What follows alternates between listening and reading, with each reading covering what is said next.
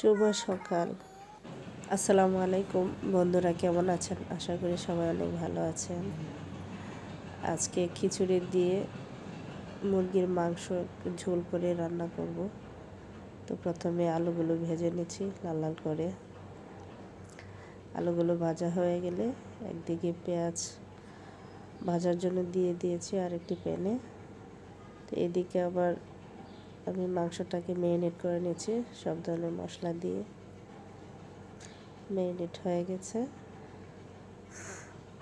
পেঁয়াজ লাল হয়ে গেছে। এখন মাংসটা মিশিয়ে নিচ্ছি ভালোভাবে। মিশিয়ে নেওয়ার পর ঢেকে অনেকক্ষণ রান্না করব। একটু ঘন করে নাড়া দিতে হবে, নাহলে মশলাটা পুড়ে যাবে। তো নাড়া দিচ্ছি। মাংসটা কষানো হয়ে গেছে প্রায়। আলুগুলো দিয়ে দিব, আলুগুলো কষানো হয়ে যাবে। রেডি হয়ে গেল আমার রান্না।